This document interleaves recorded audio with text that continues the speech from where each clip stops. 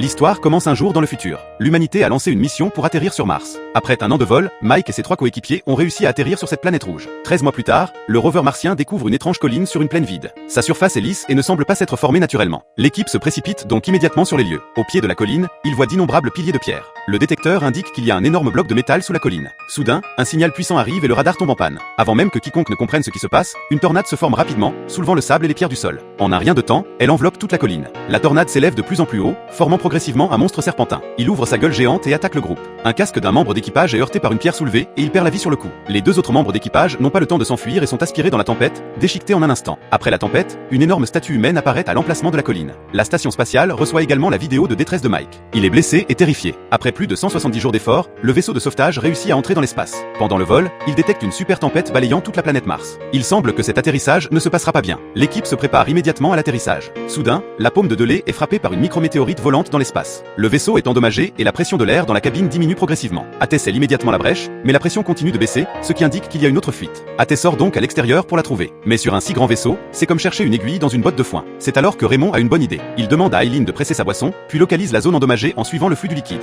Athé réussit également à boucher le trou à l'extérieur. La pression dans la cabine revient progressivement à la normale. Comme ils sont sur le point d'atterrir, Athé retourne rapidement à l'intérieur. Il ne sait pas que le tuyau d'alimentation en carburant est aussi gravement endommagé. Une catastrophe est imminente. Le carburant s'échappe du tuyau et se solidifie rapidement, dérivant lentement vers l'arrière du moteur. Les astronautes, inconscients, appuient sur le bouton de démarrage. Le moteur explose. Le vaisseau tourne sans cesse, impossible de l'arrêter. À 1 kilomètre se trouve le vaisseau de ravitaillement, leur seul espoir. Athé décide immédiatement d'abandonner le vaisseau. L'équipe sort rapidement de la cabine et vole vers le vaisseau de ravitaillement en orbite.